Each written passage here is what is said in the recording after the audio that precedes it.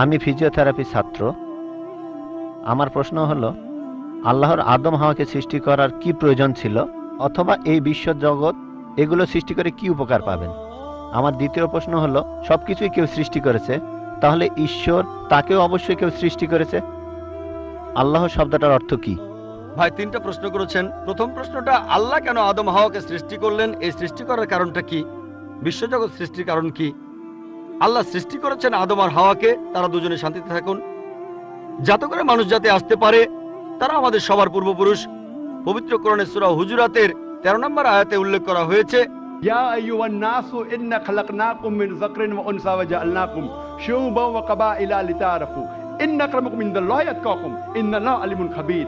হে মানুষ জাতি, আমি তোমাদের সৃষ্টি করেছি এক পুরুষ ও এক নারী হতে, আর তোমাদের বিভক্ত করেছি বিভিন্ন জাতি আর গোত্রে, যেন তোমরা অন্যের সাথে পরিচিত হতে পারো। এই জন্য নয় যে অন্যকে ঘৃণা করবে। আর আল্লাহর কাছে অধিক মর্যাদা সম্পন্ন সেই ব্যক্তি যার আছে তাকওয়া। আল্লাহ যেটার মাধ্যমে মানুষের বিচার করেন, টাকা পয়সা নয়, গায়ের রং নয়, জাতি বা গোত্র নয়, ধর্মমত নয়, সেটা হলো তাকওয়া। সেটা হলো আল্লাহকে মানা, ন্যায়পরায়ণতা, ধার্মিকতা। তাহলে আদম আর হাওয়া আলাইহিস সালাম তারা আমাদের সবার পূর্বপুরুষ, আপনারও পূর্বপুরুষ, আমারও পূর্বপুরুষ, সব মানুষের। সেজন্য আপনাকে ভাই বলে ডেকেছি। ভাই, সব মানুষ ভাই ভাই। আল্লাহ বলেছেন ইয়া আইয়ুহান নাস, হে মানুষ জাতি। আর পবিত্র কোরআনে সূরা ইসরার 70 নম্বর আয়াতে উল্লেখ করা হয়েছে, ওয়া লাকাদ কাররামনা বানি আদামা। আল্লাহ তাআলা মর্যাদা দিয়েছেন সব আদম সন্তানকেই। হোক আপনি জন্ম নেন ইন্ডিয়ায়, আমেরিকায়, ইংল্যান্ডে, জন্মান কোনো হিন্দু পরিবারে বা মুসলিম পরিবারে বা খ্রিস্টান পরিবারে, আল্লাহ বলেছেন তিনি সব মানুষকে মর্যাদা দিয়েছেন। মানুষে জন্মালে আল্লাহ তাকে মর্যাদা দেবেন। সে হোক আপনার নাম জাকির, আব্দুল্লাহ, রামু, শঙ্কর, মানুষে জন্মালে আল্লাহ মর্যাদা দেবেন। আপনার প্রশ্নতে আসি, কেন আল্লাহ তাআলা মানুষ সৃষ্টি করলেন? আল্লাহ মানুষ সৃষ্টি করেছেন কারণ আল্লাহ বলেছেন মানুষ হলো আল্লাহ সৃষ্টির মধ্যে সেরা। আল্লাহ তাআলা অন্য যা কিছু সৃষ্টি করেছেন তা আল্লাহকে মানে। ফেরেশতা সৃষ্টি করেছেন, আল্লাহ যে আদেশই দেন ফেরেশতাগণ সে আদেশ পালন করেন, তাদের নিজস্ব ইচ্ছা নেই। মানুষ হলো আল্লাহ তাআলার এমন এক সৃষ্টি যার নিজের ইচ্ছা আছে। আমরা তার কথা মানতেও পারি, নাও মানতে পারি। তাই আল্লাহ আমাদের সৃষ্টি করেছেন, আমরা হলাম তার সৃষ্টির সেরা, আশরাফুল মাখলুকাত। তবে আমরা আল্লাহ তাআলার কথা মানতে পারি, নাও মানতে পারি। যদি আল্লাহর আদেশ মানেন তাহলে জান্নাতে যেতে পারবেন, তাহলে বেহেশতে যাবেন, স্বর্গে যেতে পারবেন। যদি আদেশ না মানেন তাহলে জাহান্নামে যাবেন, দোজখে যাবেন। তাহলে এই জীবনটা পরকালের জন্য পরীক্ষা। পবিত্র কোরআনে সূরা মুলকে 2 নম্বর আয়াতে উল্লেখ করা হয়েছে, আল্লাযী খালাকাল মাউতা ওয়া হায়াতা। আল্লাহ তাআলা সৃষ্টি করেছেন জীবন ও মৃত্যু তোমাদের পরীক্ষা করার জন্য। তাহলে এই জীবনটা হলো পরকালের জন্য পরীক্ষা। তাহলে আল্লাহ মানুষ সৃষ্টি করেছেন। আর আল্লাহ বলেছেন সূরা জারিয়াতের 56 নম্বর আয়াতে উল্লেখ করা হয়েছে, ওয়ামা খালাকতুল জিন্না ওয়াল ইনসা ইল্লা লিয়াবুদুন। আমি সৃষ্টি করেছি জিন ও মানুষকে যেন তারা আমার ইবাদত করে। তাই আমাদের উচিত আল্লাহ তাআলার আদেশ নিষেধগুলো মেনে চলা। তাহলে আমরা আল্লাহ সুবহানাহু ওয়া তাআলার অন্যরকম সৃষ্টি যার নিজস্ব ইচ্ছা আছে। আমরা আল্লাহ তাআলার আদেশ মানতে পারি, আবার নাও মানতে পারি। অন্যান্য সকল সৃষ্টি যেমন তারা, গাছ, পাহাড়, পবিত্র কোরআন বলছে তারা আল্লাহ তাআলাকে সেজদা করে, তার সামনে নতজানু হয়, আল্লাহকে মানে। আমাদের স্বাধীন ইচ্ছা আছে, আল্লাহ আমাদের এই স্বাধীন ইচ্ছা দিয়েছেন। এই স্বাধীন ইচ্ছা নিয়ে যদি আল্লাহকে মানেন আপনি তাহলে ফেরেশতাদের উপরে চলে যাবেন। আর যদি আল্লাহ তাআলাকে না মানেন তখন হবেন শয়তানের সহযোগী। আল্লাহ আমাদের সৃষ্টি করেছেন পরকালের পরীক্ষার জন্য। আপনার দ্বিতীয় প্রশ্নে আসি, সবকিছুর একটা স্রষ্টা আছে, আল্লাহকে বানিয়েছে কে? যদি কেউ বলে সবকিছুরই একটা স্রষ্টা আছে, কথাটা ঠিক নয়। সব সৃষ্ট জিনিসের স্রষ্টা আছে। আল্লাহ তাআলার সংজ্ঞা হচ্ছে তাকে কেউ সৃষ্টি করেনি। যখনই বলবেন কে আল্লাহকে বানিয়েছে, সে আল্লাহ নয়। আল্লাহ তাআলার সংজ্ঞা হচ্ছে তিনি সৃষ্টি হননি। ধরেন এক লোক আপনাকে বলল যে ভাই, আমার বন্ধু জন, সে হাসপাতালে ভর্তি হয়েছে, সে একটা বাচ্চার জন্ম দিয়েছে। বলতে পারবেন এই বাচ্চাটা ছেলে না মেয়ে? বলতে পারবেন? চেষ্টা করেন, দেখেন। পারবেন না কেন? ছেলে না মেয়ে? হ্যাঁ না। ধরেন ভাই জন, সে হাসপাতালে ভর্তি হয়েছে, সে একটা বাচ্চার জন্ম দিল। এই বাচ্চাটা ছেলে না মেয়ে? আপনি বলতে পারবেন? না না। 50% চান্স ছেলে না মেয়ে। লোকজন সবাই হাসছে কেন? বলতে পারবেন? পারবেন না কেন? যে উত্তরই বলেন সেটা কি ঠিক হবে? চেষ্টা করে দেখেন, যে বাচ্চাটা জন্মালো সে কি ছেলে না মেয়ে? চেষ্টা করেন। মেয়ে। মেয়ে। ভাই, পুরুষ লোক কি বাচ্চার জন্ম দিতে পারে? হ্যাঁ, এখানে আপনি ভুল করেছেন। একইভাবে ভুল করেছেন যখন বললেন কে আল্লাহকে বানিয়েছে। পুরুষ লোক কোনো বাচ্চার জন্ম দিতে পারে না, তাহলে তো মেয়ে বা ছেলে হওয়ার প্রশ্নই আসে না। এখন কি আপনি বুঝতে পেরেছেন? হ্যাঁ, বুঝতে পেরেছেন, এই তো ভালো। পুরুষ লোক কোনো বাচ্চার জন্ম দিতে পারে না, তাহলে তো ছেলে বা মেয়ে হওয়ার কোনো প্রশ্নই আসে না। যখন প্রশ্ন করলেন কে আল্লাহকে সৃষ্টি করেছে, আল্লাহর সংজ্ঞা হচ্ছে, ঈশ্বরের সংজ্ঞা হচ্ছে তিনি সৃষ্টি হননি। যখনই বলবেন কে আল্লাহকে বানিয়েছে, সে আল্লাহ নয়। ওয়ালাম ইয়াকুল্লাহু কুফুয়ান আহাদ, তার সমতুল্য কেউ নেই। এবারে আপনার শেষ প্রশ্নটাতে আসে, আল্লাহ কে? আল্লাহ কে? সবচেয়ে সেরা সংজ্ঞাটা আছে পবিত্র কোরআনে সূরা ইখলাসে 1 নম্বর থেকে 4 নম্বর আয়াতে উল্লেখ করা হয়েছে। এখানে বলা হয়েছে যে কুল হুয়াল্লাহু আহাদ, বলো তিনি আল্লাহ এক, অদ্বিতীয়। আল্লাহুস সামাদ, তিনি অবিনশ্বর, চিরস্থায়ী। লাম ইয়ালিদ ওয়া লাম ইউলাদ, তিনি জন্ম নেননি, কাউকে জন্ম দেননি। ওয়া লাম ইয়াকুল্লাহু কুফুয়ান আহাদ, তার সমতুল্য কেউ নেই। এই হলো 4 লাইনের সংজ্ঞা আল্লাহ সুবহানাহু ওয়া তাআলার। যদি কোনো মানুষ, যদি কেউ বলে যে অমুক লোকটা আল্লাহ, সেই লোক যদি এই 4টা শর্ত পূরণ করতে পারে, আমাদের মুসলিমদের কোনো আপত্তি থাকবে না সেই লোককে আল্লাহ বলে মেনে নিতে। 4 লাইনের সংজ্ঞা, এটাই হলো ধর্মের লিটমাস টেস্ট। আল্লাহ তাআলার সংজ্ঞা প্রথমটা হলো কুল হুয়াল্লাহু আহাদ, বলো তিনি আল্লাহ এক, অদ্বিতীয়। আল্লাহুস সামাদ, আল্লাহ বিনশ্বর, চিরস্থায়ী। লাম ইয়ালিদ ওয়া লাম ইউলাদ, তিনি জন্ম নেননি, কাউকে জন্ম দেননি। ওয়া লাম ইয়াকুল্লাহু কুফুয়ান আহাদ, তার সমতুল্য কেউ নেই। যদি হিন্দু ধর্মগ্রন্থগুলো পড়েন, সেখানেও একই রকম কথা বলা হয়েছে, কুল হুয়াল্লাহু আহাদ। এটা পাবেন আপনাদের ছান্দোগ্য উপনিষদে 6 নম্বর অধ্যায় 2য় অনুচ্ছেদের 1ম পরিচ্ছেদে। এক্কামে বিদ্যিতাম, ঈশ্বর মাত্র একজন, দ্বিতীয় কেউ নেই। দ্বিতীয় টেস্ট আল্লাহুস সামাদ, আল্লাহ বিনশ্বর, চিরস্থায়ী। ভগবত গীতা 10 অধ্যায়ে 3 অনুচ্ছেদ বলছে, আমাকে বলা হয় এই বিশ্ব জগতের প্রভু, আমি জন্ম নেইনি, কোনো শুরু নেই। তৃতীয় টেস্ট লাম ইয়ালিদ ওয়া লাম ইউলাদ, তিনি জন্ম নেননি, কাউকে জন্ম দেননি।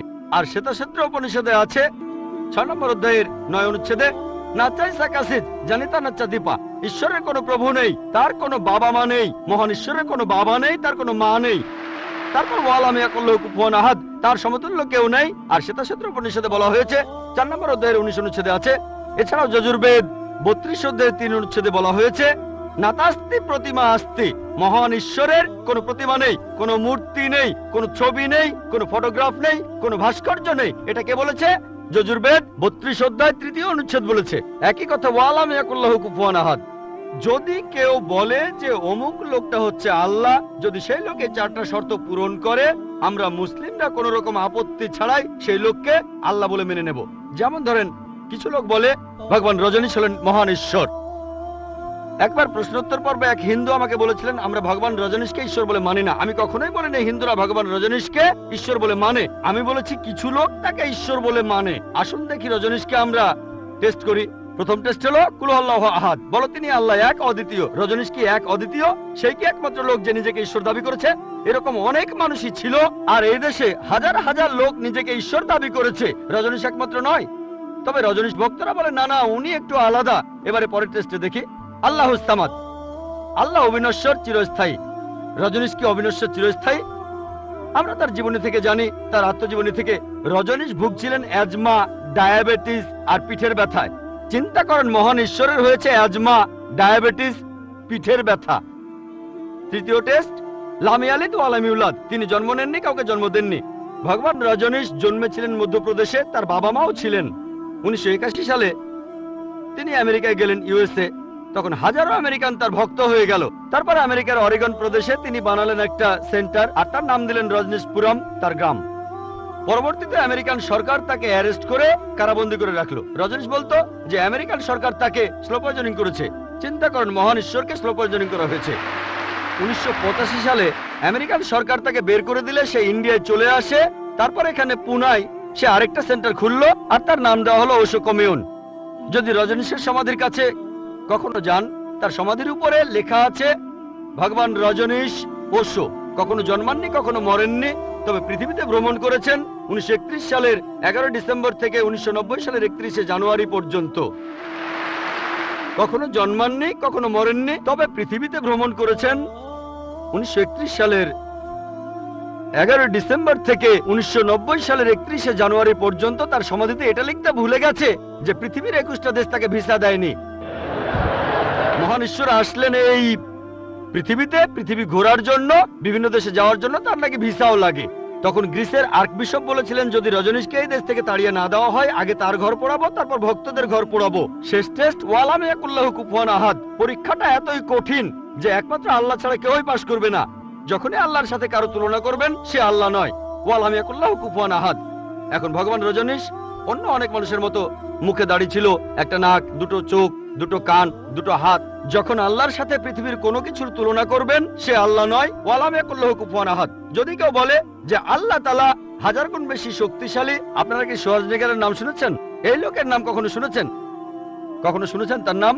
এই লোক একটা সময় ছিল মিস্টার ওয়ার্ল্ড, মিস্টার ইউনিভার্স, পৃথিবীর সবচেয়ে শক্তিশালী লোক, বিশ্বজগতের সবচেয়ে শক্তিশালী লোক। যখনই আল্লাহকে তুলনা করবেন কোনো কিছুর সাথে, হোক সেটা আর্নল্ড শোয়াজনেগার, হোক সেটা দারা সিং, হোক সেটা কিং কং, হোক সেটা হাজার গুণ বা লক্ষ গুণ, যখনই আল্লাহর সাথে পৃথিবীর কোনো কিছুর তুলনা করবেন, সে আল্লাহ নয়। ওয়ালাম ইয়াকুল্লাহু কুফুয়ান আহাদ। তার সমতুল্য কেউ নাই। তাহলে এই হলো 4 লাইনের সংজ্ঞা আল্লাহ সুবহানাহু ওয়া তাআলার পবিত্র কোরআনে আছে।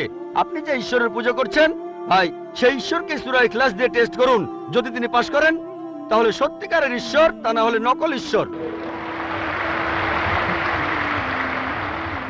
এবারের প্রশ্ন মহিলাদের মধ্য থেকে। কোনো অমুসলিম বোন প্রশ্ন করতে চাইলে তিনি মাইকের সামনে এসে প্রশ্ন করতে পারেন। গুড ইভিনিং স্যার, আমি পেশায় একজন শিক্ষিকা। এছাড়াও আমি ইসলাম ও অন্যান্য ধর্ম নিয়ে রিসার্চ করি। আপনার নামটা কি জানতে পারি? আমি নীলিমা। আপনার লেকচারের জন্য অসংখ্য ধন্যবাদ। তবে আমি কিছু ব্যাপারে একটু জানতে চাই। যেমন আপনি ভবিষ্যৎ পুরাণের কথা বললেন, 3য় খণ্ডের 3য় অধ্যায় 5 থেকে 8 নম্বর শ্লোক। আমি আপনাকে আরেকটা ব্যাপার জানিয়ে রাখি যে হয়তো আপনিও এটা জানেন। ধরেন ঈশ্বর যে নবীকে পৃথিবীতে পাঠান, সেই নবী তার উদ্দেশ্যে বলা ভবিষ্যৎবাণীগুলো পূরণ করবেন। যদি সেই নবী অর্ধেক বা তার কম ভবিষ্যৎবাণী পূরণ করেন, তাহলে তাকে নবী বলা যাবে না। এটা একটা সাধারণ যুক্তির ব্যাপার। এবারে ভবিষ্য পুরাণার কথা বলি। আপনি সেই ম্লেচ্ছ নেতার কথা বললেন আর বললেন তিনি নবী মোহাম্মদ ছাড়া আর কেউ নন। আচ্ছা, আমি আপনার কথার প্রথম অংশটা মেনে নিচ্ছি, কিন্তু পরের অংশটা আপনি ব্যাখ্যা করে বলেননি। এখন আপনাকে বলি, ম্লেচ্ছ একটা সংস্কৃত শব্দ, আর সংস্কৃত ডিকশনারি অনুযায়ী ম্লেচ্ছ শব্দটার অর্থ অনার্য অথবা পাপী অথবা খারাপ লোক। ম্লেচ্ছ শব্দটার এই 3টা অর্থ হয়। তাহলে কি বলা যায় মোহাম্মদ ছিল পাপী অথবা খারাপ লোক?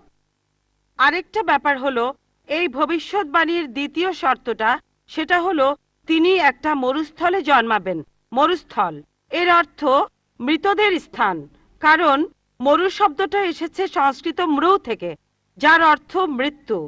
তাই এখানে অবশ্যই আরবের মরুভূমির কথা বলা হচ্ছে না, কারণ সেটা ছিল অনুর্বর ভূমি আর যুদ্ধক্ষেত্র। এরপরে আমি 3 নম্বর পয়েন্টে আসছি। এই ভবিষ্যৎবাণীতে বলা হয়েছে যে এই ম্লেচ্ছ নেতা তিনি গোসল করেন পঞ্চগাভিয়া আর গঙ্গা নদীতে। আর এটা আমরা সবাই জানি যে গঙ্গা নদী, এই নদীটা আরবে নয়, গঙ্গা নদী রয়েছে ইন্ডিয়ায়। এটা পৃথিবীর সবাই জানে। এবার পঞ্চগাভিয়ায় গোসল করা সম্পর্কে বলি। পঞ্চগাভিয়া মানে গরু থেকে উৎপন্ন 5টা উপাদান। এই উপাদানগুলো হলো দুধ, দই, ঘি, প্রস্রাব, গোবর। এখন ভবিষ্যৎবাণীটাকে সত্যি হতে গেলে এই কথাটাও তাহলে সত্যি হতে হবে। আপনি কি আমাকে পবিত্র কোরআনের এমন কোনো আয়াত দেখাতে পারেন যেখানে বলা আছে যে মোহাম্মদ গোসল করেছিল গঙ্গার জলে বা সেই 5টা উপাদান দিয়ে, অর্থাৎ দুধ, দই, ঘি, প্রস্রাব আর গোবর? তাহলে আজকে ইসলাম গ্রহণ করব। Thank you sir.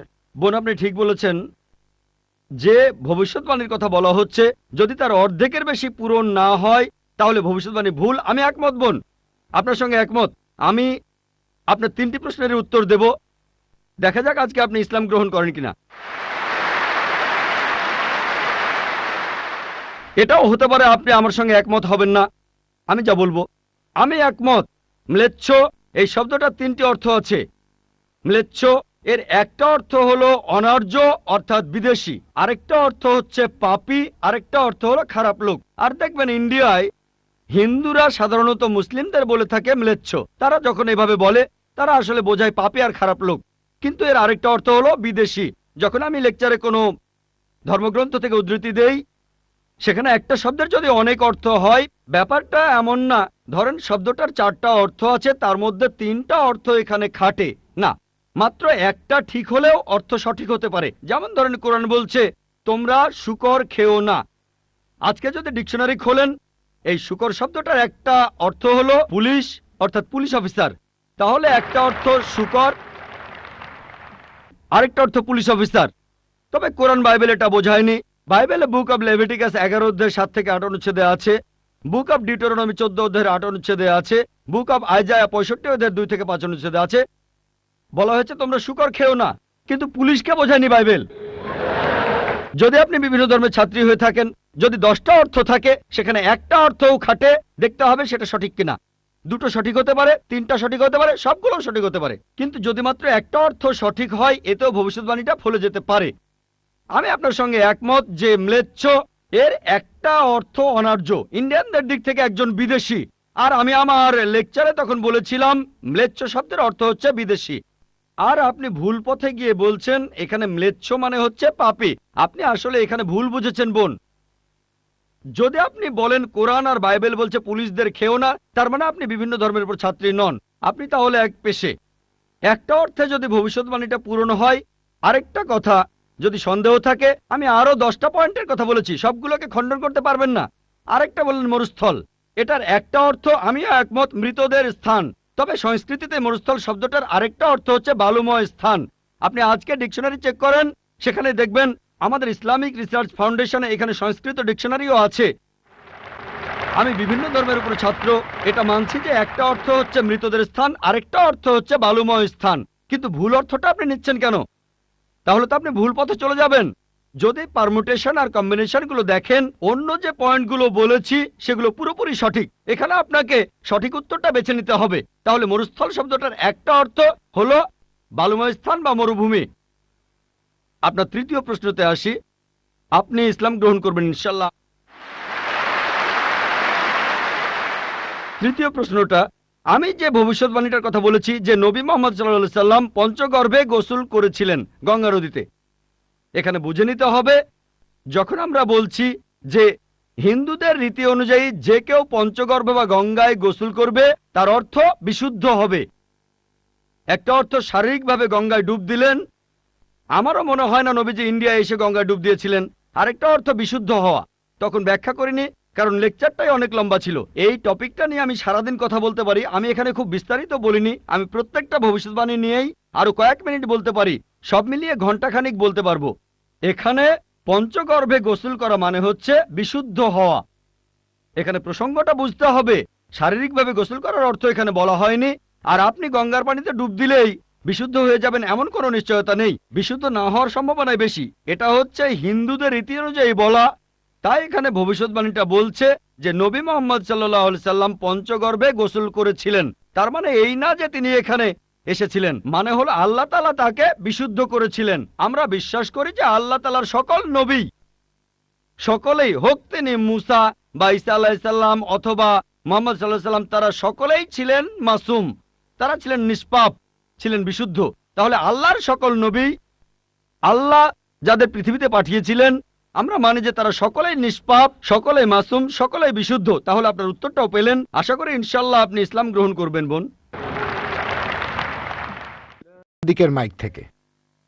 আমার নাম প্রেম আদভানি, আমি নয়াদিল্লি থেকে এসেছি, রিটায়ার্ড চাকরিজীবী আর অমুসলিম।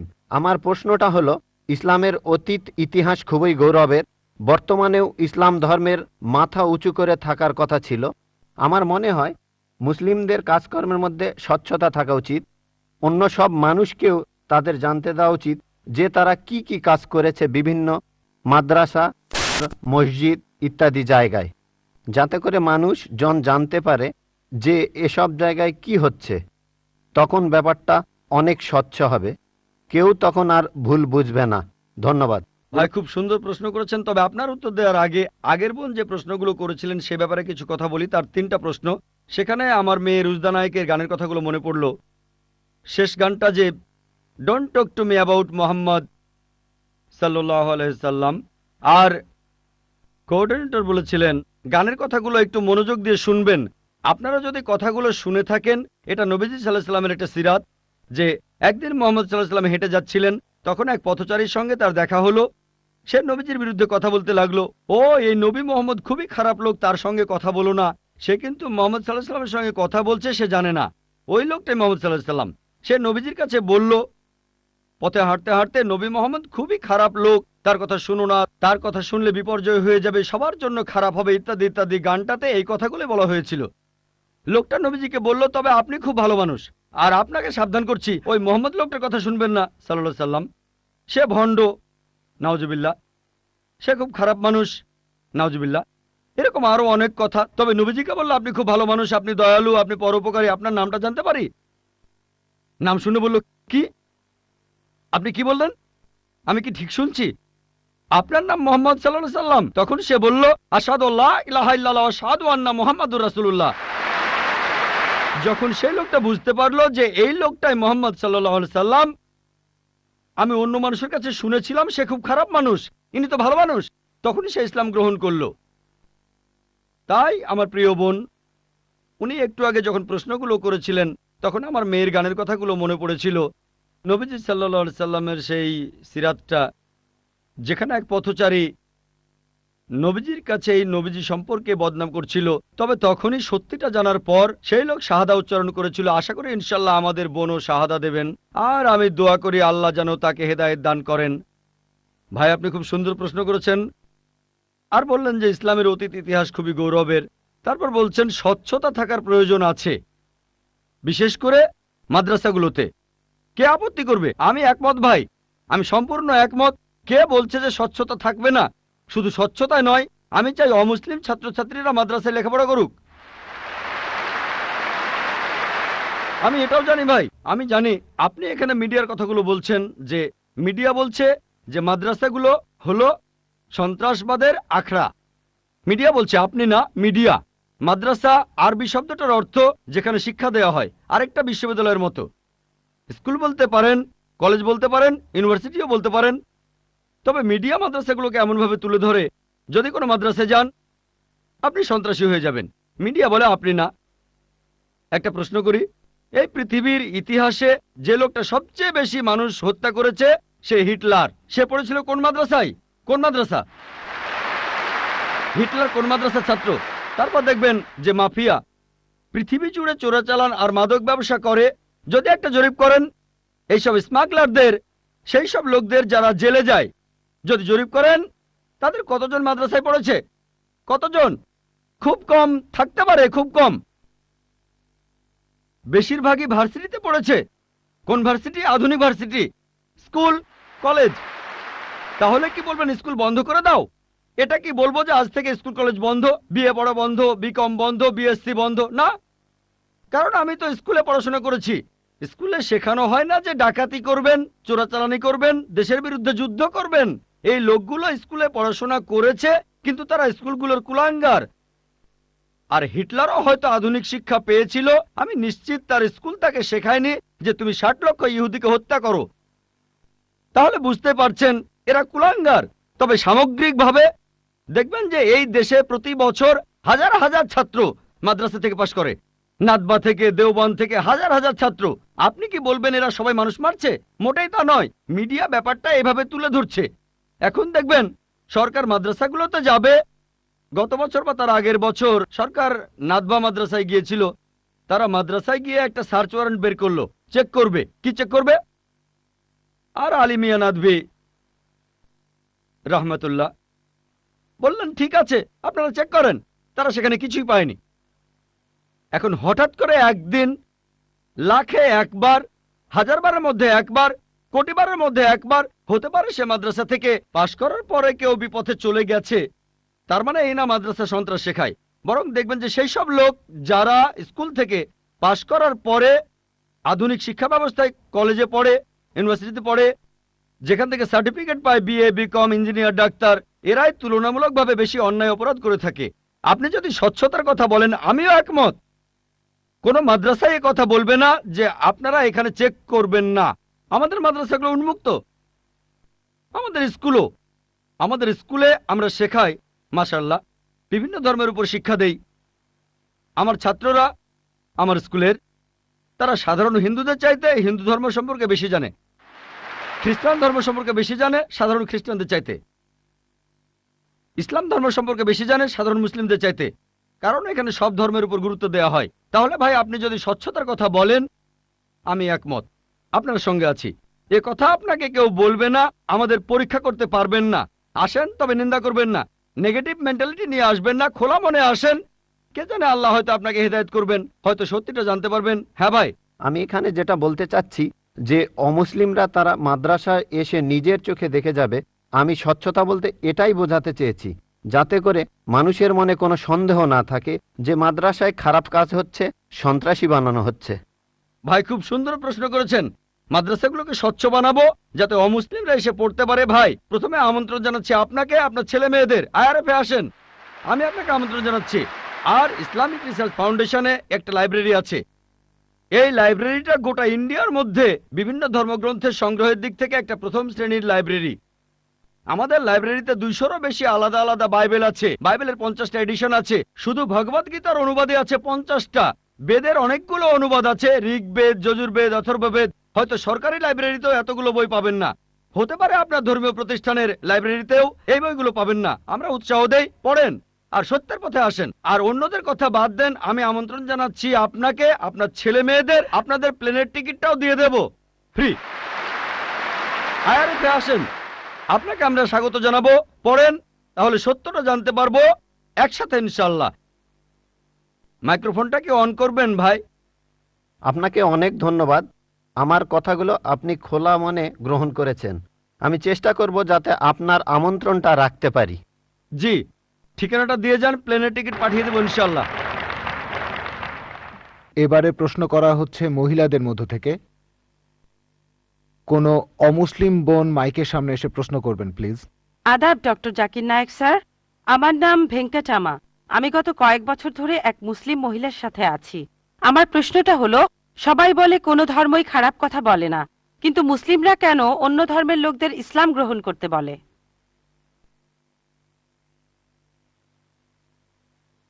বোন, আপনি বললেন যে আপনি একটা মুসলিম পরিবারের সঙ্গে থাকেন অনেক বছর ধরে, তারপর বললেন যে সব ধর্মে ভালো সব কথা থাকে, কিন্তু মুসলিমরা আমাকে ইসলাম গ্রহণ করতে বলে কেন? পয়েন্ট নাম্বার 1, অন্য যেসব ধর্ম আছে সেগুলো যা বলে তার বেশিরভাগ কথাই ভালো, তবে ইসলাম ভালো কথা বলার পাশাপাশি আপনাকে দেখাবে কিভাবে সেটা অর্জন করতে হয়। আমি উদাহরণ দিয়েছি, সব ধর্মই বলে চুরি করো না, ইসলাম একই কথা বলে, তবে ইসলাম দেখিয়ে দেয় কিভাবে সেই অবস্থানে যাবেন যেখানে কেউ চুরি করে না। জাকাত দেন, সাহায্য করেন, এরপর কেউ চুরি করলে তার হাত কেটে ফেলেন, তাহলে চুরি করা বন্ধ হয়ে যাবে, কোনো অপরাধ থাকবে না। এজন্যই আমি বলেছিলাম যে ইসলাম ভালো কথা বলার পাশাপাশি আপনাকে দেখিয়ে দেবে কিভাবে সেটা অর্জন করতে হয়। 2 নম্বর পয়েন্ট, আমি বিভিন্ন ধর্মের একজন ছাত্র হিসেবে বলছি, যদি আপনি হিন্দু ধর্মগ্রন্থগুলো মেনে চলেন, মনে হয় আপনি হিন্দু, যদি হিন্দু ধর্মগ্রন্থগুলো মেনে চলেন, যদি একজন ভালো হিন্দু হন, আপনাদের ধর্মগ্রন্থই বলছে ঈশ্বর মাত্র একজন। আমার লেকচারে অনেক হিন্দু ধর্মগ্রন্থের উদ্ধৃতি দিয়েছি, এক ঈশ্বর। আপনাদের ধর্মগ্রন্থ বলছে মূর্তি পূজা করবে না, ভগবদ গীতার 7 অধ্যায়ের 20 অনুচ্ছেদ বলছে জাগতিক আকাঙ্ক্ষা যাদের বুদ্ধিকে আচ্ছন্ন করে রেখেছে তারা নকল ঈশ্বরের পূজা করে, তারা মূর্তি পূজা করে। এক ঈশ্বরে বিশ্বাস করতে হবে। আজকে আমার লেকচারে বলেছিলাম বিশ্বাস করতে হবে অন্তিম ঋষিকে, কল্কি অবতার, যার বাবার নাম হবে বিষ্ণু ইয়াস আব্দুল্লাহ, তার মায়ের নাম হবে সুমতি আমিনা। তিনি জন্মগ্রহণ করবেন শাম্বালা নামের গ্রামে মক্কা, তিনি জন্মাবেন শাম্বালা শহরের প্রধানের ঘরে, মক্কার প্রধানের ঘরে। তিনি হবেন পুরো মানুষ জাতির পথপ্রদর্শক। তিনি আলোকপ্রাপ্ত হবেন রাতের বেলায় একটা গুহায়, তিনি উত্তর দিকে গিয়ে আবার ফিরে আসবেন, ঈশ্বর তাকে 8টা গুণ দেবেন। তিনি হবেন পৃথিবীর সব মানুষের পথপ্রদর্শক।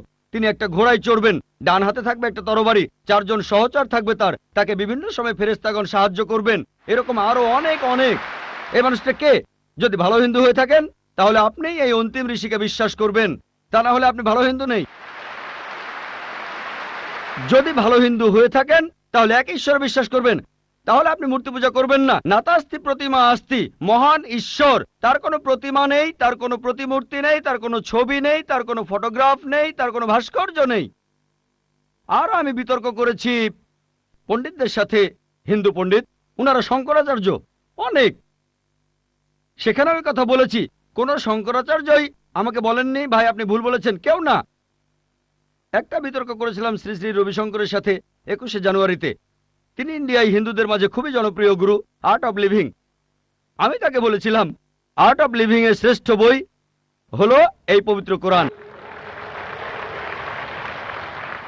আমি তাকে মুসলিমদের এই আর্ট অব লিভিং এ আমন্ত্রণ জানিয়েছিলাম। আমরা সংখ্যায় এখন 130 কোটি, 130 কোটি মুসলিম। আমি তাকে আমন্ত্রণ জানিয়েছিলাম যদি তিনি ধর্মগ্রন্থগুলো মানেন, তিনি বেদের উপরে একজন বিশেষজ্ঞ, তাকে এটা মানতেই হবে। একইভাবে বোন, আপনাকে বুঝতে হবে অন্য সব ধর্মগ্রন্থগুলো হয়তো আল্লাহর বাণী আপনি বলছেন, সময় বদলানোর সাথে সাথে সেগুলোও কিন্তু বদলে গেছে। স্বামী বিবেকানন্দ বলেছেন বেদের 99%ই হারিয়ে গেছে, বাকি যে 1% আছে সেটা আমাদের কঠোরভাবে মানতে হবে। কঠোরভাবে মানে অন্তিম ঋষিকেও মানতে হবে। তাহলে কঠোরভাবে মানলে আপনি মোহাম্মদ সাল্লাল্লাহু আলাইহি সাল্লামকেও মানবেন, আপনি কোরআনকেও মানবেন।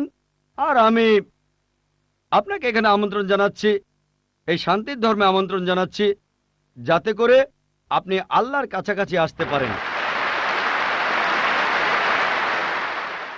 এবারের প্রশ্ন আমার বাম দিকের মাইক থেকে। ইসলাম ধর্মে পাপের সংজ্ঞাটা কি? পাপের প্রকারভেদগুলো কি? আর এই পাপের সাথে হিন্দু আর খ্রিস্টান ধর্মে যে পাপের কথা বলা হয়েছে তার পার্থক্য কি? ধন্যবাদ। এবারের প্রশ্ন আমার বাম দিকের মাইক থেকে। ইসলাম ধর্মে পাপের সংজ্ঞাটা কি? পাপের প্রকারভেদগুলো কি? আর এই পাপের সাথে হিন্দু আর খ্রিস্টান ধর্মে যে পাপের কথা বলা হয়েছে তার পার্থক্য কি? ধন্যবাদ। ভাই আপনি প্রশ্ন করলেন যে ইসলাম ধর্মে পাপের সংজ্ঞাটা কি, আর হিন্দুইজম বা খ্রিস্টান ধর্মের পাপের সাথে এর পার্থক্যটা কোথায়। এক কথায় পাপ মানে আল্লাহর আদেশগুলো অমান্য করা। আল্লাহ আমাদের নির্দেশ দিয়েছেন, যদি তার বিরুদ্ধে যান সেটাই পাপ। যেমন ধরেন আল্লাহ তাআলা বলেছেন তোমরা প্রার্থনা করো, যদি প্রার্থনা না করেন তাহলে পাপ করছেন। আল্লাহ তাআলা বলেছেন তোমরা মদ খেও না, যদি মদ খান তাহলে পাপ করছেন। তাহলে আল্লাহ তাআলার আদেশ অমান্য করা এক কথায় সেটাই পাপ। আর সব ধর্মে পাপের সংজ্ঞাটা এটাই। হিন্দু আর খ্রিস্টান ধর্ম একই কথা বলছে। আশা করি উত্তরটা পেয়েছে। এবারের প্রশ্ন আমার বাম দিকের মাইক থেকে। আমি অ্যান্টনি, আমি ফিলোসফির একজন ছাত্র। আপনার লেকচার থেকে আজকে যেটা শিখলাম যে সব ধর্মই বলে এমন সব কথা যেগুলো কমন, আর এমনকি মোহাম্মদও কমন, সব ধর্মেই আছে। কিন্তু পবিত্র কোরআনটা কোন দিক থেকে আলাদা? কোরআন এমন কি বলছে যেটা অন্য ধর্মে বলা নেই? যেমন ধরেন মোহাম্মদ, তার কথা সব ধর্মের বইতেই তো বলা হয়েছে। ভাই খুব সুন্দর প্রশ্ন করেছেন। আপনি বললেন যেটা কমন সেটা মেনে চলতে। সব ধর্মগ্রন্থই বলে মুহাম্মদের কথা, আর কোরআনও বলছে মুহাম্মদের কথা। এখানে নতুন কি আছে? খুবই সুন্দর প্রশ্ন। অন্য সব ধর্মই বলে যে পরবর্তীতে একজন নবী পৃথিবীতে আসবেন, আর বাইবেলও বলছে। আপনি তো খ্রিস্টান, সম্ভবত আপনি পবিত্র বাইবেল পড়েছেন। গসপেল অফ জন 16 নম্বর অধ্যায়ের 12 নম্বর থেকে 14 অনুচ্ছেদে আছে, ঈসা আলাইহিস সালাম শিষ্যদের বলছেন আমি তোমাদের অনেক কথা বলতে চাই, কিন্তু তোমরা এখন সেটা বুঝতে পারবে না, কারণ যখন সত্যের আত্মা তোমাদের সামনে আসবে সে তোমাদের সত্যের পথে নিয়ে যাবে। আর সে তার নিজের কথা বলবে না, যা শুনবে সে কথাগুলোই বলবে। সে তোমাদের ভবিষ্যতের কথা বলবে, সে আমাকে মহিমান্বিত করবে। তার মানে সব ধর্মগ্রন্থ, হিন্দু, পার্সি, বৌদ্ধ, ইহুদি, খ্রিস্টান সবাই বলছে একজন নবী পৃথিবীতে আসবেন, একজন নবী আসবেন। কিন্তু কোরআন বলছে ইনিই সেই নবী যার উপর কোরআন নাজিল হয়েছে। সেই নবী চলে এসেছেন। যখন আপনি ক্লাস 1-এ পড়ছেন, আপনার স্কুলে সবার উপরে ক্লাস 10, তারপর ক্লাস 2-তে উঠলেন, তখনও লক্ষ্য ক্লাস 10, তারপর ক্লাস 3-তে উঠলেন, তখনও ক্লাস 10ই লক্ষ্য। এখানে শুধু স্কুলের কথা বলছি। Class 5, class 6, class 7, class 8, class 9, তারপর ক্লাস 10-এ উঠলেন, তারপর এসএসসি পরীক্ষা দেবেন, ঠিক? তার মানে এই না যে ক্লাস 1 আর ক্লাস 10-এর পড়াশোনা এক। আপনি ক্লাস 10-এর জন্য প্রস্তুতি নিচ্ছেন। প্রস্তুতি নেওয়া হয়েছে 1400 বছর আগে আল্লাহ তাআলা এই নবীকে পাঠিয়েছেন। যীশু খ্রিস্ট বলেছেন, আমি তোমাদের অনেক কথা বলতে চাই, কিন্তু তোমরা এখন তা বুঝতে পারবে না, কারণ যখন সত্যের আত্মা তোমাদের সামনে আসবে সে তোমাদের সত্যের পথে নিয়ে যাবে। তাহলে 1400 বছর আগে আল্লাহ তাআলা বুঝেছিলেন যে সেটাই সঠিক সময়। এখন পৃথিবীর মানুষ এই কথাগুলো বুঝতে পারবে, অর্থাৎ পবিত্র কোরআন। অন্যান্য সব ধর্মগ্রন্থে কথা বলা হয়েছে যে মহান ঈশ্বর একজন, বর্ণনাগুলো হয়তো আলাদা। সব ধর্মগ্রন্থে বলছে এক স্রষ্টার কথা। আমরা মানব নবীদের আর চূড়ান্ত নবী মুহাম্মদ সাল্লাল্লাহু আলাইহি ওয়াসাল্লামকে। সারমর্মটা হচ্ছে একই, বর্ণনাগুলো হয়তো আলাদা। আর পবিত্র কোরআনে সূরা মাইদা 3 নম্বর আয়াতে বলা হয়েছে, আজ এই দিনে আমি তোমাদের দিন পূর্ণাঙ্গ করলাম, তোমাদের দিন মনোনীত করলাম ইসলাম, তোমাদের প্রতি আমার অনুগ্রহ সম্পূর্ণ করলাম পুরো মানুষ জাতির জন্য। পবিত্র কোরআন নাজিল হওয়ার পর নতুন কিছু যোগ করা যাবে না, কোনো কিছু বাদ দেওয়া যাবে না। আমি এই কথা আগেও বলেছি, আপনারা তো বলেন ওল্ড টেস্টামেন্ট আর নিউ টেস্টামেন্ট, পবিত্র কোরআন হলো লাস্ট টেস্টামেন্ট। তাহলে পার্থক্যটা হলো এই পবিত্র কোরআন হলো শেষ কিতাব, আল্লাহ তাআলার নাজিলকৃত লাস্ট টেস্টামেন্ট। আপনারা বলেন ওল্ড টেস্টামেন্ট আর নিউ টেস্টামেন্ট, পবিত্র কোরআন হলো লাস্ট টেস্টামেন্ট। অন্য সব ধর্মগ্রন্থ সেগুলো বলছে একটা বইয়ের কথা, পবিত্র কোরআন মুহাম্মদ সাল্লাল্লাহু আলাইহি সাল্লামের ক্ষেত্রে একই কথা। অন্য ধর্মগ্রন্থ বলে যে নবী মুহাম্মদ আসবেন। ইসলাম আমাদের শেখায় আল্লাহ নবীর কাছে যে কিতাব নাজিল করেছেন আর আমাদের নবীজির হাদিসের মাধ্যমে, এটাই হলো চূড়ান্ত ধর্ম পুরো মানুষ জাতির জন্য। আদম আলাইহিস সালাম থেকে প্রথম মানুষটা থেকে শেষ দিন পর্যন্ত এখনো আছে, শেষ পর্যন্ত থাকবে। অন্য সব ধর্মই বলছে এক ঈশ্বরের কথা, বলছে যে শেষ নবী আসবেন। আপনাকে এটা মানতে হবে, এটা মানতে হবে, প্রয়োগ করতে হবে, তাহলে সত্যিকারের খ্রিস্টান হতে পারবেন। সেজন্য আমি বলি, ইসলাম আর খ্রিস্টান ধর্মের সাদৃশ্যের উপর আমি একটা লেকচার দিয়েছিলাম, সেখানে প্রমাণ করেছি যে মুসলিমরা আমরা খ্রিস্টানদের চাইতে অনেক বেশি খ্রিস্টান। খেয়াল করে দেখবেন, আমরা যীশু খ্রিস্টকে সাধারণ খ্রিস্টানদের চাইতে অনেক বেশি মানি। আমার ভিডিও ক্যাসেট দেখতে পারেন, ইসলাম ও খ্রিস্টান ধর্মের সাদৃশ্য। এবারের প্রশ্ন আমার বাম দিকের মাইক থেকে। স্যার, আমার নাম এল রবিশঙ্কর শ্রীধর। আমি বর্তমানে বিইডি কলেজের প্রিন্সিপাল হিসেবে আছি। আমি অন্য ধর্মগ্রন্থগুলো পড়েছি, যেমন বাইবেল, কোরআন, হাদিস ইত্যাদি। এছাড়াও আমি মুসলমানদের নামাজ পড়ার নিয়মও শিখেছি। স্যার, একটা হাদিস বলা আছে, নবীজি সাল্লাল্লাহু আলাইহি সাল্লাম এক সিরিয়ানকে বলেছেন যে ধর্ম বদলানোর দরকার নেই, আর তুমি কালিমাও বলো না, তখন প্রয়োজন ছিল।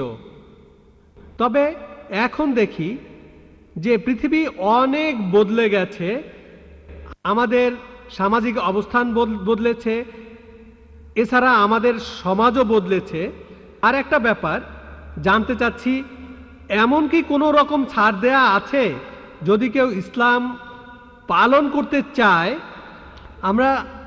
আমরা জানি ইসলাম ধর্মের কিছু ব্যাপার ফিজিক্সের মাধ্যমে প্রমাণ করেছেন বিজ্ঞানী ক্যাপরা আর স্টিফেন হকিং, যেমন সময় আর বিশ্বজগৎ কিভাবে সৃষ্টি হলো। এখন আনাল হক, আমি খোদা, এই টাইপের ধারণার কোনো স্থান আছে? 5 ওয়াক্ত নামাজ পড়লাম, ধর্ম মানলাম, এরপর আমরা অন্য সময় কি বলতে পারি যে আনাল হক?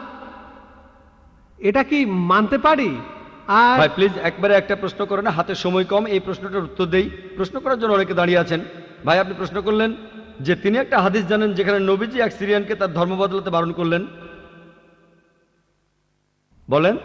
যে তুমি বলবে না লা ইলাহা ইল্লাল্লাহ, বাজারের মধ্যে তাকে মারা হতো। ভাই, আপনি বললেন যে নবীজি এক লোককে বাজারের মধ্যে লা ইলাহা ইল্লাল্লাহ বলতে বারণ করেছেন, না হলে তাকে মারা হতো।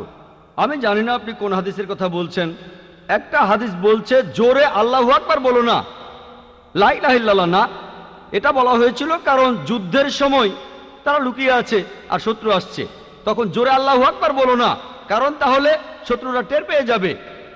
বাজারের মধ্যে না, যুদ্ধের ময়দানে। আরেকটা হাদিস বলছে জোরে বলো যাতে অন্যান্য মুসলিমরা উৎসাহিত হয়, তাই পরিস্থিতির উপর নির্ভর করে। নবীজি একবার বলেছেন যুদ্ধের ময়দানে বলো আল্লাহু আকবার, এতে মুসলিমদের সাহস বাড়বে। কিন্তু অন্য সময়ে যখন লুকিয়ে আছেন তখন জোরে বললে শত্রুরা টের পাবে। তাই এক এক পরিস্থিতিতে এক এক রকম কাজ। আপনার প্রশ্নে আসি, ইসলামের পাশাপাশি অন্যান্য জিনিস মানা যাবে কিনা, যেমন সক্রেটিস বা অন্য কারো কথা বা কোনো বিজ্ঞানীর কথা। এছাড়াও আনাল হক, ইসলামের পাশাপাশি অন্য বিষয়ের ব্যাপারে বলি। যদি সেগুলো কোরআন আর হাদিসের বিরুদ্ধে না যায় কোনো সমস্যা নেই। যদি সেটা কোরআন আর হাদিসের সাথে মিলে যায় সেটা আমাদের মানতে হবে। সেটা হতে পারে যে কোনো বিষয়, হোক বিজ্ঞান, ভূগোল বা ইতিহাস, হোক হিন্দুইজম, খ্রিস্টান ধর্ম, ইহুদি ধর্ম। যদি সেটা পবিত্র কোরআনে উল্লেখ করা থাকে তাহলে সেটা আমাদের মানা ফরজ। যদি সেই কথাটার উল্লেখ কোরআনে না থাকে আর কোরআনের বিরুদ্ধে না যায় সেটা মানতে পারেন মুবাহ, ঐচ্ছিক।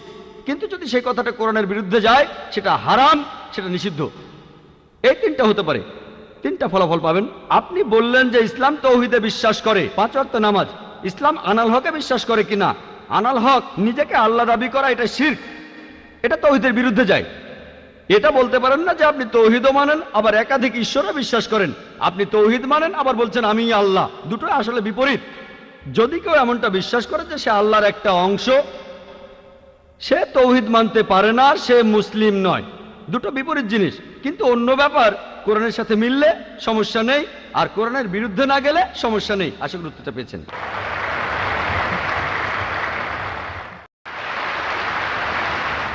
এবারের প্রশ্ন বাম দিকের মাইক থেকে। আজ এই অনুষ্ঠানে আসতে পেরে আমার খুবই ভালো লাগছে।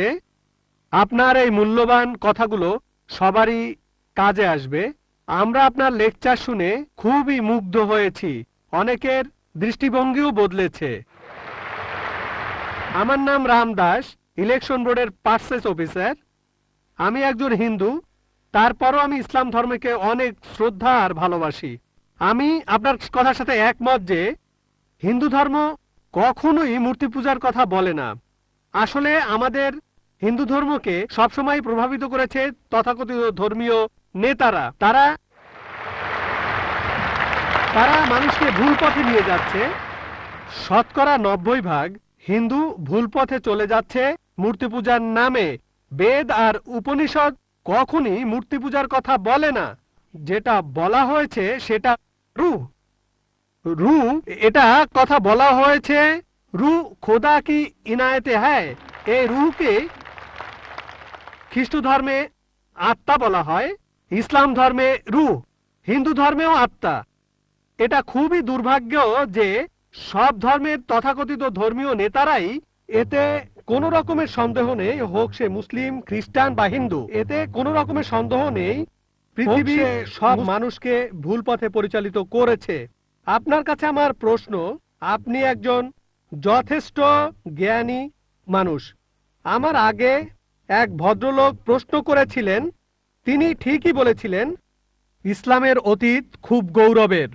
তবে বর্তমান সময়ে পৃথিবীতে ইসলাম সবার জন্য একটা হাসির খোরাকে পরিণত হয়েছে। এর কারণ হলো ইসলামের ঠিকাদাররা, নেতারা ঠিক হিন্দু নেতাদের মতোই তাদের অনুসারীদের ভুল পথে নিয়ে যাচ্ছে, ভুল জিনিস শিখাচ্ছে। কোনো হিন্দু ভাই যদি কোনো মুসলিমকে রক্ত দেয় সে হয়তো বেঁচে যাবে, যদি কোনো হিন্দু কোনো একজন মুসলিমকে রক্ত দেয় তাহলে তার জীবন বাঁচলো। এখানে এটা কি হতে পারে? যেহেতু হিন্দু রক্ত নিয়েছে তাই সে হিন্দু হয়ে যাবে? এটা আমার প্রথম প্রশ্ন। প্লিজ আরেকটু সময় দিন, আমার আরেকটা প্রশ্ন আছে। এখানে ধরেন যার জীবন বাঁচলো সে তো দোয়া করবে, আসো বাবা আসো, আমার জীবন বাঁচিয়েছো। রক্তের বিভিন্ন গ্রুপ আছে, এ পজিটিভ, বি পজিটিভ। এখানে তো জীবন বাঁচানোর প্রশ্ন, এখানে কি ধর্মের গুরুত্বটা বেশি? এটাই প্রথম প্রশ্ন। আর এখানকার লোকজন আত্মাকে চিনতে চায় না, বস্তুর চাহিদা মিটলেই তারা খুশি। ইসলাম সবাইকে ভালোবাসার কথা বলে, সব ধর্মই ভালোবাসার কথা বলে, কিন্তু ইসলাম ধর্ম সেই ভালোবাসা অর্জনের কথা বলে, কিভাবে ভালোবাসা অর্জন করতে হবে। এই জন্য ইসলামে জাকাত আছে। এই জাকাত গরিব মানুষদের সাহায্য করা, প্রতিবেশীকে সাহায্য করা। গরিবের মেয়ে বিয়ে হচ্ছে না, বিয়ে দিয়ে দাও, গরিবকে সাহায্য করা। অন্য কোনো ধর্ম ইসলামের মতো এত মহান নয়। এটা খুবই মহান ধর্ম। দুর্ভাগ্যের কথা, বাস্তব এর কোনো প্রয়োগ হচ্ছে না। তাই আগের ভদ্রলোক বললেন মাদ্রাসাগুলো স্বচ্ছ হওয়া উচিত। সত্যি বলতে আপনারা ধর্মীয় নেতাদের বোকামির কারণে ইসলাম ধর্ম উপরে উঠছে না, বরঞ্চ বরবাদ হয়ে যাচ্ছে। খ্রিস্টান ধর্ম, তারা পৃথিবীতে রাজত্ব করতে চায়, তারা ইসলামের ক্ষতি করতে চায়। ইসলামের প্রতি খ্রিস্টানদের মনোভাব বিরূপ। হিন্দু ধর্ম, তারা এখানে ঠিক থাকতে চায়, স্বাভাবিক। তাহলে এরাই হলো ধর্মীয় নেতা। তারা জানে না রূহ কি? রূহ হলো আল্লাহর দয়া। উপনিষদে আছে, ইসলামে আছে, বাইবেলে আছে।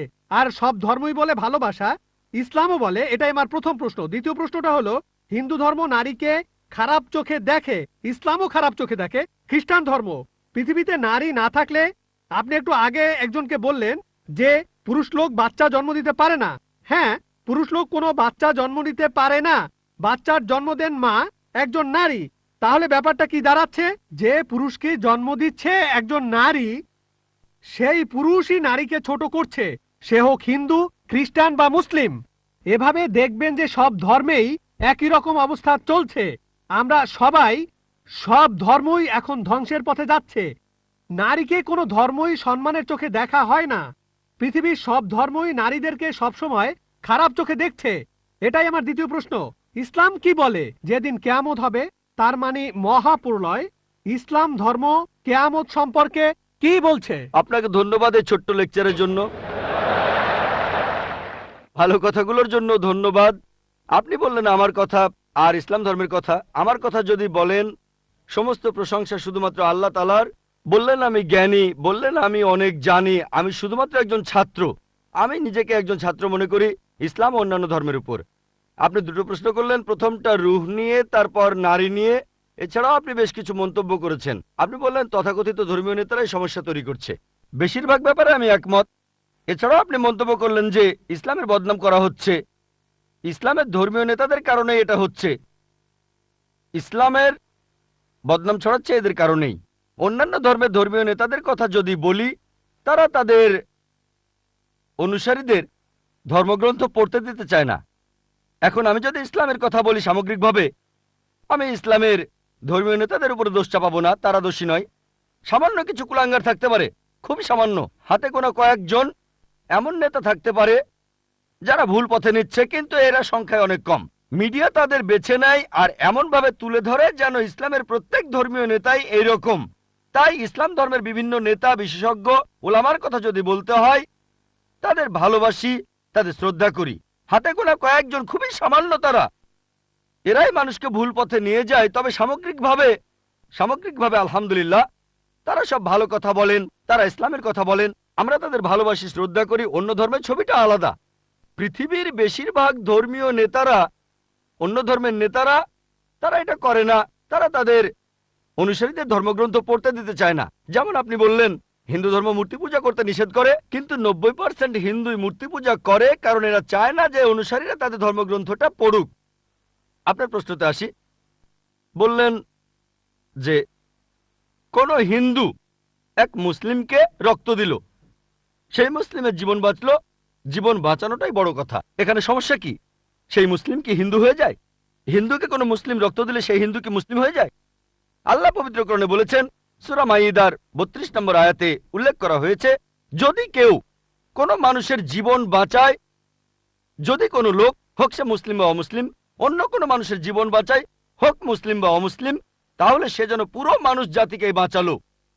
তাহলে যদি কোনো মানুষ অন্য কাউকে রক্ত দেয় আর তার জীবন বাঁচায়, মুসলিম হিন্দুকে রক্ত দিক বা হিন্দু মুসলিমকে রক্ত দিক, সে যেন পুরো মানুষ জাতিকেই বাঁচালো। আরো বলছে, যদি কেউ কোনো মানুষকে হত্যা করে আর সেটা হত্যার অপরাধ বা বিশৃঙ্খলা তৈরির অপরাধ না হয়, তাহলে সে যেন পুরো মানুষ জাতিকেই হত্যা করলো। তবে কোনো মানুষের জীবন বাঁচানো ভালো কথা, একটা ভালো কাজ, উঁচু মানের কাজ। কিন্তু আগে একজন প্রশ্ন করেছিলেন, আল্লাহ কেন আমাদের সৃষ্টি করেছেন? আমি আগেও বলেছি যে পবিত্র কোরআনের সূরা মুলকে 2 নম্বর আয়াতে উল্লেখ করা হয়েছে, আল্লাহ জি খালাকাল মাউতা ওয়াল হায়াতা, আল্লাহ সৃষ্টি করেছেন জীবন ও মৃত্যু তোমাদের পরীক্ষা করার জন্য। কারো জীবন বাঁচানো খুবই ভালো কাজ, কিন্তু কারো আখিরাত বাঁচানো সেটা আরো ভালো কাজ। আর সেজন্যই আমি আগে ডাক্তার ছিলাম। এটাই হলো শ্রেষ্ঠ পেশা, মানুষের জীবন বাঁচানো। আমি ডাক্তার হতে চেয়েছিলাম কারণ ভেবেছিলাম এটা মহান পেশা, আসলেও তাই। তবে এর চাইতেও ভালো আছে। পবিত্র কোরআনের সূরা ফুসিলাতের 33 নম্বর আয়াতে উল্লেখ করা হয়েছে, ওয়ামান আহসানু ক্বালাম মিম্মান দাআ ইলাল্লাহি ওয়া আমিলা সালিহান ওয়া ক্বালা ইন্নানি মিনাল মুসলিমিন। কথাই কে উত্তম সেই ব্যক্তির চাইতে যে আল্লাহর পথে মানুষকে আহ্বান করে যে সৎকর্ম করে আর বলে আমি তাদের অন্তর্ভুক্ত যারা আল্লাহর কাছে আত্মসমর্পণ করে। তাই আমি একজন শরীরের ডাক্তার থেকে হয়েছে আত্মার ডাক্তার, এটা আরো ভালো পেশা। তাহলে রক্ত দিয়ে কারো জীবন বাঁচানো ভালো কথা, তবে কাউকে সত্যিটা জানানো, তার আখিরাতটা বাঁচানো আরো ভালো।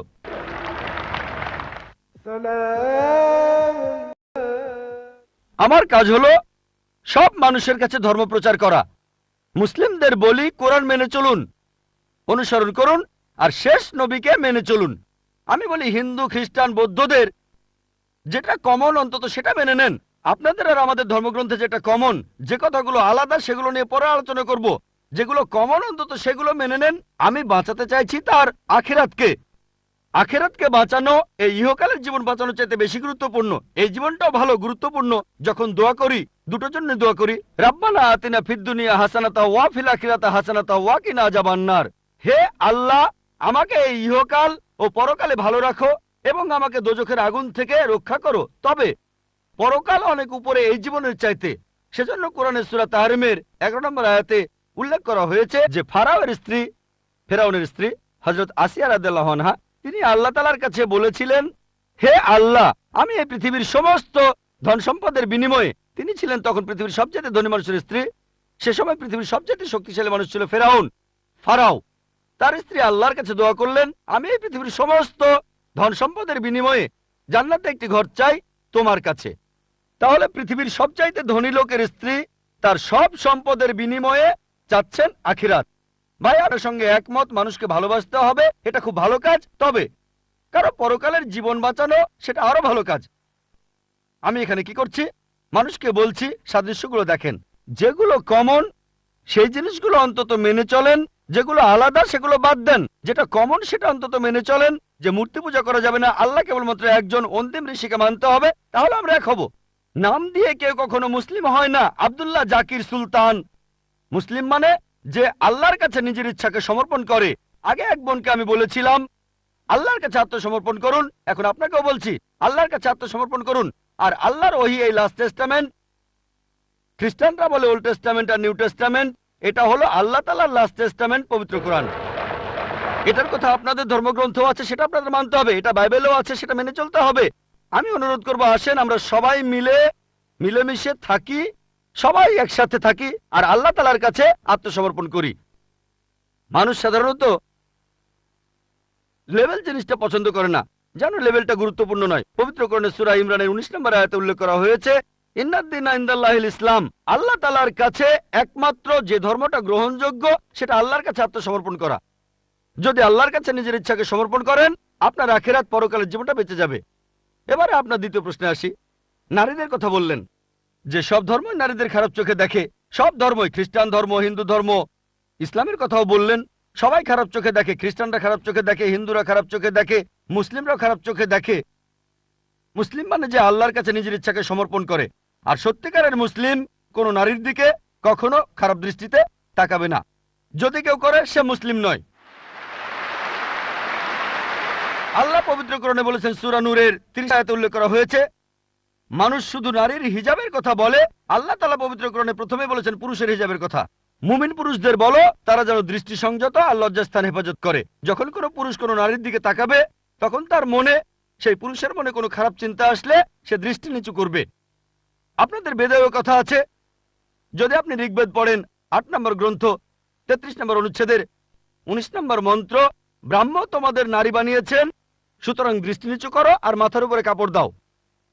হিন্দু ধর্মগ্রন্থ নারীদের শ্রদ্ধা করে, তবে সেই ধর্মগ্রন্থে এমন কথাও আছে যেগুলো নারীদের ছোট করেছে, সেগুলো বলতে চায় না। যদি মনুস্মৃতি পড়েন, সেখানে নারীদের বিরুদ্ধে অনেক কথা আছে, সেগুলো আমি এখানে বলতে চাই না, কারণ আমি চাই না কেউ বলুক ডক্টর জাকির নায়েক হিন্দু ধর্মের সমালোচনা করছেন। পবিত্র বাইবেলেও নারীদের সম্পর্কে ভালো কথা আছে, আবার খারাপ কথাও আছে। ভালো কথাগুলো এখানে বলতে পারি, খারাপ কথাগুলো বলতে চাচ্ছি না। আমি চ্যালেঞ্জ করছি, কেউ আমাকে পবিত্র কোরআনের এমন একটা কথা দেখান যেটা নারীদের বিরুদ্ধে বলেছে। নারীদের বিরুদ্ধে একটা সহিহ হাদিস দেখান যেটা নারীদের বিরুদ্ধে বলেছে। হ্যাঁ, প্রত্যেক সম্প্রদায়ে কিছু কুলাঙ্গার দেখতে পাবেন। এমন কিছু মুসলিম হয়তো আছে যারা শুধু নামেই মুসলিম। তারা মেয়েদের দিকে তাকাতে পারে, মেয়েদের উত্ত্যক্ত করতে পারে, তবে তারা সত্যিকারের মুসলিম নয়। আপনি বললেন যে ইসলাম আর মুসলিমরা মেয়েদের খারাপ চোখে দেখে। যদি এই কথাটা বলে থাকেন ভুল বলেছেন। যদি হিন্দু ধর্মগ্রন্থের সেই কথাগুলোর উদ্ধৃতি দিয়ে বলেন যে হিন্দু ধর্ম নারীদের বিরুদ্ধে কথা বলে, আমি বিভিন্ন ধর্মের উপর একজন ছাত্র হিসেবে কথাটা মেনে নেব যে হ্যাঁ, আপনি মনুস্মৃতির সেই অনুচ্ছেদগুলোর কথা বলছেন যেগুলো নারীদের বিরুদ্ধে বলে। যদি বাইবেলে নারীদের বিরুদ্ধে বলা কথাগুলোর উদ্ধৃতি দেন, হ্যাঁ সেগুলো তো বাইবেলে লেখা আছে, তবে আমি চ্যালেঞ্জ করছি পবিত্র কোরআনে এমন মাত্র একটা আয়াত দেখান যেখানে নারীদের বিরুদ্ধে কথা বলে। এমন মাত্র একটা সহিহ হাদিস দেখান, আমাদের নবী সাল্লাল্লাহু আলাইহি ওয়াসাল্লামের মাত্র একটা কথা দেখান যেটা নারীদের বিরুদ্ধে বলেছে। সত্যি বলতে মুহাম্মদ সাল্লাল্লাহু আলাইহি ওয়াসাল্লাম হলেন পৃথিবীর প্রথম মানুষ যিনি নারীদের উপরে তুলেছেন আর তাদের সমান অধিকার দিয়েছেন। আমি একটা লেকচার দিয়েছিলাম ইসলামে নারীর অধিকার, এছাড়াও আরেকটা লেকচার ইসলাম এবং অন্যান্য ধর্মের নারীর অধিকার আমি সেখানে দেখিয়েছি।